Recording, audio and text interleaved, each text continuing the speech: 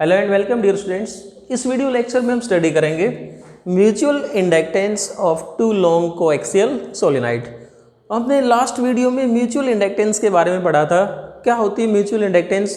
यदि एक कॉइल में करंट चेंज होता है तो नेबरिंग कॉइल में क्या आती है? इंड्यूस्ड ईएमएफ आती है, राइट। तो उसी तरीके से हमारे पास में क्या है, यहाँ पर दो कोएक्सियल सोलेनॉइड है। एक तो ये सोलेनॉइड जिसको हमने ग्रीन कलर में शो कर रखा है, दूसरा इसके ऊपर कॉइल को वाइंड कर रखा है सोलेनॉइड की शेप में, जिसको हमने रेड कलर में शो कर रखा है। अब यहाँ पर कोएक्सियल का मीनिंग क्या है? इन दोनों की जो एक्सियल लाइन है that is same. If we draw the axis of these two, तो क्या होगा? दोनों का एक्सिस सेम होगा, इसलिए हमने यहाँ पर क्या कहा, इनको कोएक्सियल। अब हमारा मेन एम क्या है? We want to find the coefficient of mutual induction for these two solenoid, right. अब देखो हम क्या करेंगे, पहले किसी एक सोलेनॉइड में करंट को पास करेंगे तो दूसरे सोलेनॉइड के साथ में क्या होगा? मैग्नेटिक फ्लक्स में चेंज आएगा, राइट। सो दूसरे के अंदर जो मैग्नेटिक फ्लक्स में जो चेंज आएगा that depends on the current in the first. अगर हम इसमें करंट पास करेंगे बाहर वाले में, तो जो इनर सोलेनॉइड है उसके अंदर जो मैग्नेटिक फ्लक्स है that depends on current in the outer solenoid. इसी प्रकार से यदि हम इनर सोलेनॉइड में करंट को पास करेंगे तो इनर सोलेनॉइड में जब करंट को पास करेंगे तो क्या होगा? आउटर सोलेनॉइड के साथ में मैग्नेटिक फ्लक्स में जो चेंज आएगा that will create induced EMF. So हम यहाँ पर क्या मान लेते हैं, पहले कुछ चीज़ें जो इन दोनों सोलेनॉइड्स के लिए मान लेते हैं। N1 is number of turns per unit length of inner solenoid. इस इनर सोलेनॉइड के लिए number of turns per unit length क्या मान लेते हैं? N1। इसी प्रकार से N2 क्या मानेंगे? Number of turns per unit length of outer solenoid. जो हमारा आउटर सोलेनॉइड है उसके लिए टर्न्स N2, इनर सोलेनॉइड के लिए टर्न्स क्या मान लिया हमने? N1। अब यदि हम ये कह दें कि suppose L is total length, then we can write N2 equal to total number of turns divided by total length। इसी प्रकार से इनर सोलेनॉइड के लिए N1 क्या होगा? total number of turns divided by length, right। अब हम इन दोनों में से किसी एक सोलेनॉइड में करंट को पास करेंगे तो क्या होगा? दूसरा जो सोलेनॉइड है उसके साथ जो फ्लक्स में चेंज आएगी वो किस पे डिपेंड करेगी? पहले वाले में करंट पे। तो हम पहले मान लेते हैं कि suppose I2 is current through outer solenoid. Let I2 is current through outer solenoid. So we can say that magnetic flux linked with the inner solenoid. जो अंदर वाला सोलेनॉइड है उसके साथ में जो मैग्नेटिक फ्लक्स है उसको मैं नाम दे देता हूँ φ1। So φ1 is directly proportional to I2 और we can say that φ1 is equal to M12 I2।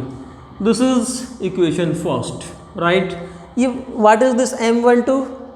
M12 is coefficient of mutual inductance of inner solenoid with respect to outer solenoid. मान लो इसको हम जो इनर सोलेनॉइड है इसको S1 नाम दे देते हैं और बाहर वाले को क्या नाम दे देते हैं?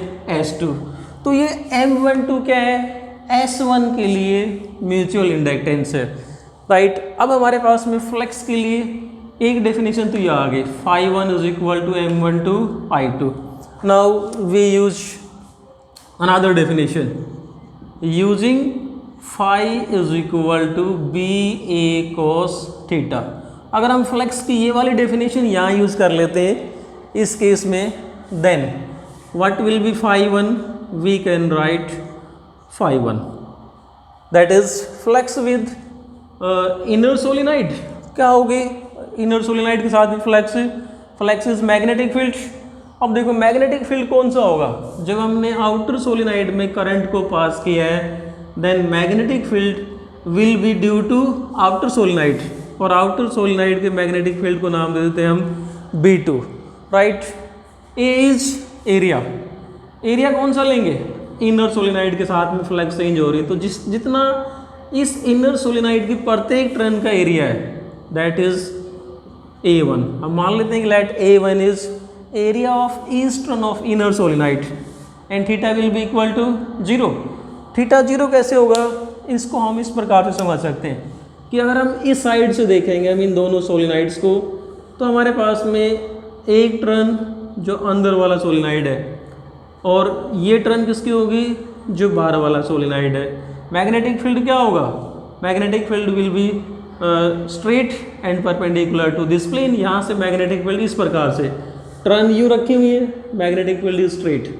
So in this case we can say that magnetic field and area vector are in same direction, so theta will be equal to 0, right? This is the magnetic flux with each turn। ये प्रत्येक turn के साथ में हमें total magnetic flux चाहिए इस पूरे inner solenoid के साथ में, तो क्या करेंगे, इसको हम टोटल नंबर ऑफ टर्न से मल्टीप्लाई कर देंगे।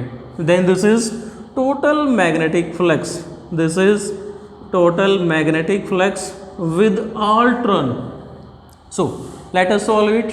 phi 1 is equal to B2। now we know that magnetic field due to solenoid क्या होता है, B is equal to mu naught n I। using this concept we can write B2 की जगह हम ये लिखते हैं, B2 is equal to mu naught n is number of turns per unit length। तो कौन से मैग्नेटिक फील्ड हम ले रहे हैं आउटर सोलिनॉइड के लिए, तो क्या लिखेंगे यहाँ पर, mu naught n2 I2, right, using this into A1 into N1, और we can write it as phi 1 is equal to mu naught n2 की जगह यदि हम ये पुट कर देते हैं n2 बाई L इंटू इस N1 को हम पहले पुट कर देते हैं, इंटू में हमारे पास में क्या आ जाएगा, into A1। Mu naught N2 की जगह आ गया N2 बाई L, और ये आ गया हमारे पास में I2, right.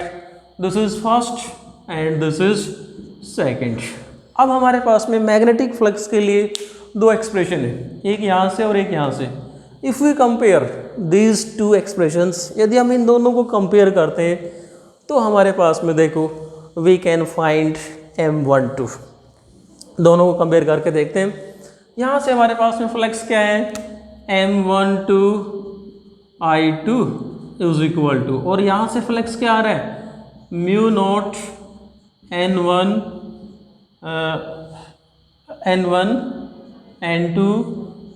N2 by L A1 into I2। दोनों तरफ I2 कैंसिल कर देंगे, फाइनली हमारे पास में क्या आ जाएगा, M12 is equal to mu naught N1 N2 by L into A1, where A1 is area of each turn of inner solenoid. Now A1, we can write A1 as, if R1 is radius of inner solenoid, then area of each turn of inner solenoid will be equal to pi R1 square, right। A1 को यदि हम pi R1 square से replace करना चाहें तो इसकी जगह हम ये पुट कर सकते हैं। ये तो आ गया हमारे पास में coefficient of mutual inductance of inner solenoid या first solenoid with respect to outer solenoid। now we can find coefficient of mutual inductance of outer solenoid with respect to inner solenoid। तो उस केस में हम क्या करेंगे, हम इसको समझते हैं। देखो we write this expression as it is and with the help of this we can find M21। हमारे पास में जो M12 आया है, M12 is equal to mu naught N1 N2 by L into A1, ये तो आ गया हमारे पास में M12। सिमिलरली अब यदि हम उल्टा कर देते हैं, if we pass the current, मान लो हम ये हमारे पास में जो इनर सोलिनॉइड है, अगर हम इस इनर सोलिनॉइड में I1 करंट पास करेंगे, राइट, देन जो आउटर सोलिनॉइड है आउटर सोलिनॉइड के साथ में जो फ्लेक्स होगी उसको हम नाम दे देते हैं phi2. Then we can write phi2 will be directly proportional to m1, or we can say that phi2 will be equal to m21 phi1. जैसा हमने पहले एक्सप्रेशन निकाली थी सेम वे में ये आ जाएगा हमारे पास में phi2 is equal to m21 i1.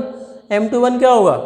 Coefficient of mutual inductance of outer solenoid with respect to inner solenoid.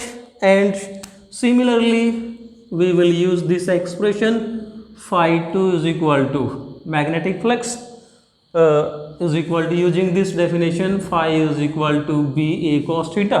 जब हम इनर सोलिनॉइड में करंट पास कर रहे हैं then we will take the magnetic field due to inner solenoid. Right now अब हमारे पास में जो सबसे इंपॉर्टेंट पॉइंट यहाँ पर क्या आता है कि हम फ्लेक्स किसका कंसिडर करेंगे? आउटर सोलिनॉइड के लिए. एरिया कौन सा लेंगे? इनर सोलिनॉइड वाला, क्योंकि जब इस सोलिनॉइड में करंट पास करेंगे तो मैग्नेटिक फील्ड केवल इतने एरिया में होगा और यहाँ पर area of each turn is A1.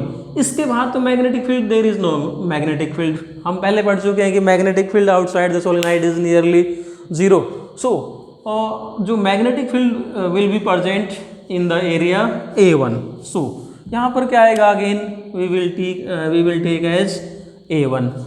So we can write phi2 is equal to B1, और B1 के लिए क्या आ जाएगा? Mu naught N1 I1, right, and this is equal to A1. But this is the magnetic flux with each turn. इस solenoid की प्रत्येक turn के साथ में आया ये. अब यदि इसको हम किससे मल्टीप्लाई करेंगे? टोटल नंबर ऑफ टर्न से, and total number of turn is n2. So we can write phi2 is equal to mu naught n1 की जगह पुट कर देते हैं n1 by L into I1 A1 and n2. So again we will compare this equation and this result. जब दोनों को हम compare करेंगे तो हमारे पास में फाइनली जो रिजल्ट आ जाएगा that will be same. M21, यहाँ से इसको कंपेयर करेंगे I1 से, I1 कैंसिल हो जाएगा. राइट क्या बचेगा हमारे पास में? M21 is equal to mu naught N1 N2, mu naught N1 N2 into A1 upon L. Right so in both cases area of smaller turn will be considered. तो ये था हमारे पास में concept coefficient of mutual inductance. Thanks and keep on watching.